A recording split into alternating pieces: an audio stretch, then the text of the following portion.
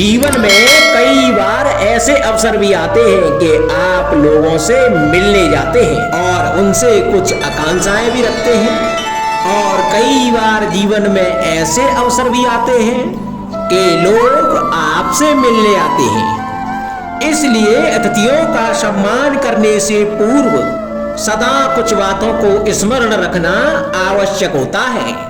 यदि कोई आपसे मिलने आ सकता है तो उसके 3 कारण हो सकते हैं।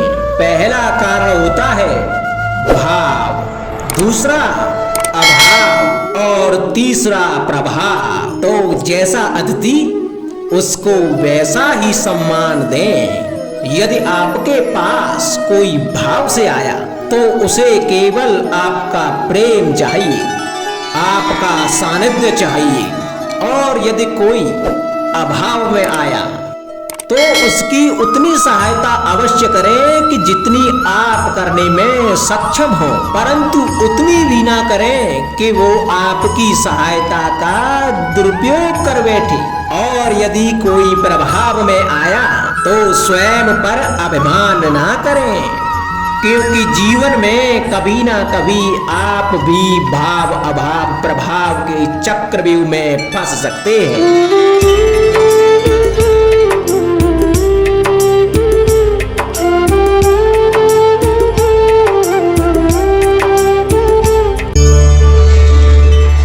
कभी आप ब्रह्म मुहूर्त में जगे हैं?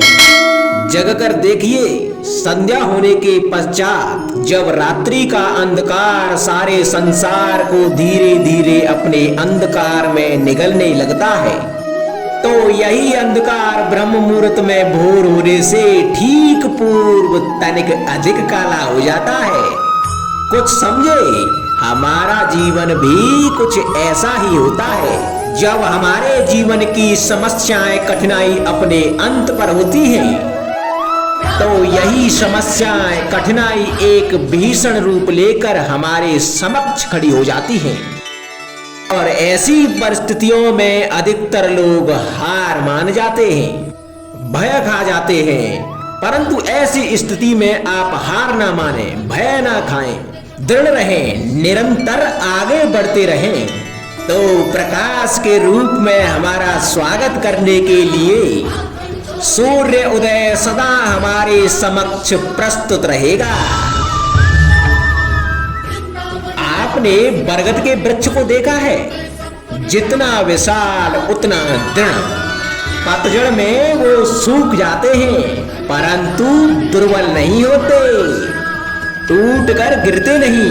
और उसके विपरीत दलदल में उपजे वृक्षों को देखें, वो दिखने में तो हरे भरे होते हैं, परंतु इतने दुर्बल होते हैं कि जल धारा के हल्के से वेग से वो गिर जाते हैं।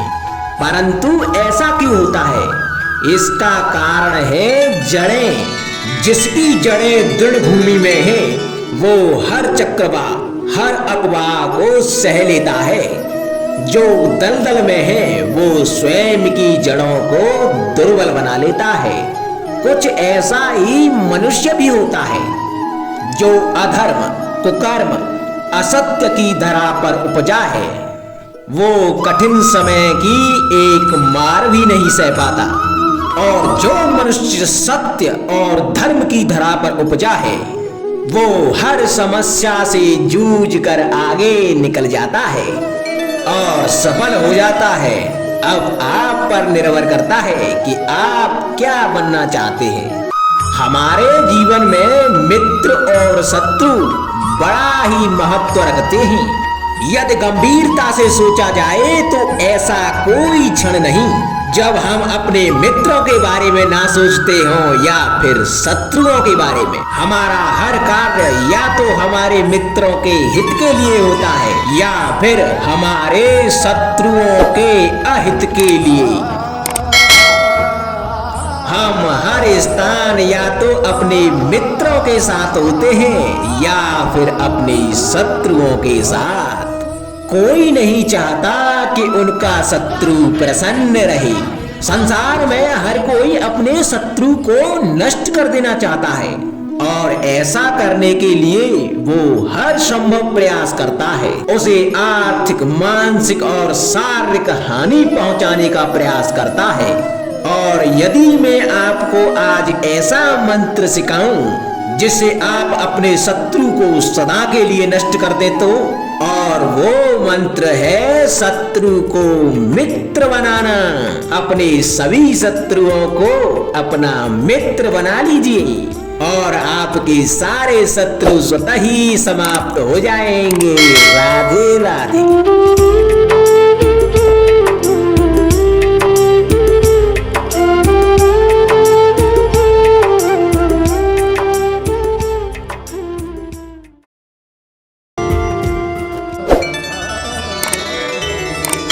संगति या साथ, मित्र और साथी मनुष्य के व्यक्तित्व के लिए सबसे महत्वपूर्ण होते हैं। अब आप कहेंगे कि ये कैसे?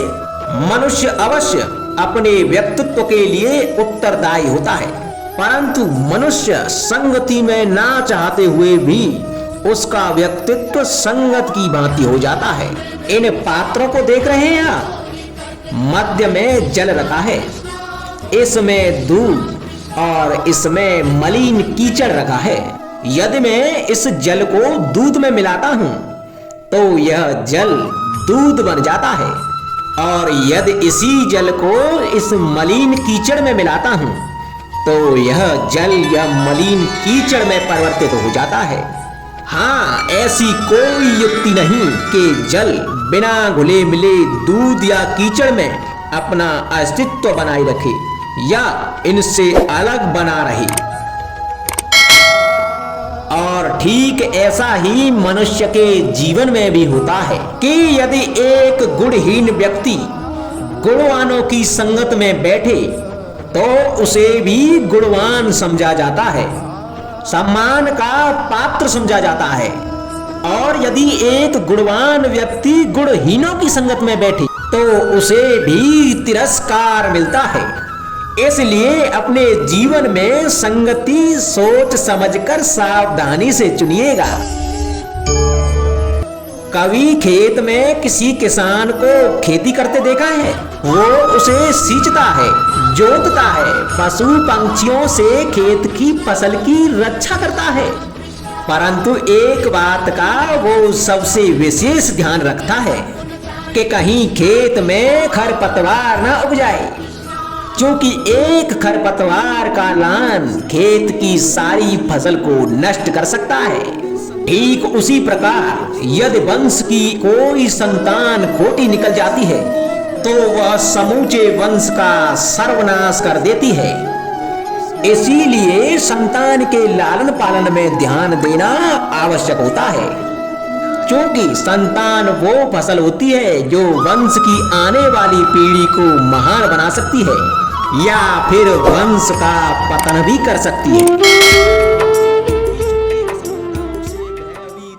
मनुष्य के जीवन में संतान का बहुत महत्व है।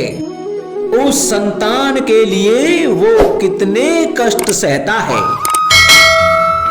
उसे पालता है, पोसता है, और यदि यही संतान उसके संताप का कारण बन जाए तो क्या ये उसका दोष है? अधिकतर ये दोष हमारे लालन पालन का होता है। बचपन में बालक के हठ को मानकर हमें आनंद की अनुभूति अवश्य होती है, परंतु धीरे धीरे अपने बालक के हठ को मानकर उसके हठ के दास हो जाते हैं। एक हड्डी उद्दंड और असंस्कारी संतान उस सूखे वृक्ष के समान होती है कि यदि उसमें आग लग जाए तो वो सारे वन को भस्म कर डालती है। और स्मरण रहे, जब उसमें अग्नि लगती है तो वह सबसे पहले स्वयं के घर को ही भस्म करती है। इसलिए जब आवश्यकता हो तो अपनी संतान के हठ का विरोध करें, उसे रोकें, क्योंकि समय रहते ऐसा ना किया गया तो भविष्य में इस समस्या के परिणाम गंभीर हो सकते हैं। प्रतिज्ञा, वचन, ये सब मनुष्य ने समाज को सही दिशा में रखने के लिए बनाए हैं। वो मनुष्य ही क्या जिसके जीवन में नियम ही ना हो, जिनका वो पालन ना करे, परंतु समय के साथ चलने के लिए नियमों को भी बदलना आवश्यक होता है, क्योंकि ये आज का समय ही तो है जो बीत जाने के बाद इतिहास बन जाएगा। यदि आवश्यकता पड़ने पर नियम और प्रतिज्ञा भंग न की जाए, समय की मांग के प्रतिरूप अपनी प्रतिक्रिया न बदली जाए, तो इतिहास हमें कभी क्षमा नहीं करेगा। आवश्यकता पड़ने पर आपकी तोड़ी हुई एक प्रतिज्ञा, एक बंधन कभी कभी पूरे मानव इतिहास को बड़े विनाश से बचा सकता है। इसलिए नियम, प्रतिज्ञा, वचन कुछ नहीं, कुछ है तो केवल समय, अर्थात जिसके अनुरूप चलने वाला ही सफल हो सकता है। कभी किसी पंछी को घोंसले की नींव बनाते देखा है? अथक परिश्रम करके तिनका तिनका बिटोर के वो पंछी अपना घर बनाता है, अपनी संतान के लिए एक सुरक्षित घर बनाता है। और कहीं से तीव्र आंधी आती है, बारिश आती है और उसका घर तिनका तिनका करके बिखर जाता है। फिर वो पंछी रोता नहीं, ना ही विलाप करता है, वो बिना विलंब करे फिर से अपना घोंसला बनाना प्रारंभ कर देता है और सफलता पाता है। फिर हम क्यों छोटी छोटी असफलता से भयभीत होकर परिश्रम करना छोड़ देते हैं? एक बात सदा स्मरण रखना, हर वृक्ष कुल्हाड़ी की एक मार से नीचे नहीं गिरता, हर चट्टान घन के एक प्रहार से नहीं टूटती। सफलता पाने के लिए अनावृत परिश्रम करना मात्र एक मार्ग है। स्वीकरण, सत्य का स्वीकरण मनुष्य के लिए बहुत ही महत्वपूर्ण है।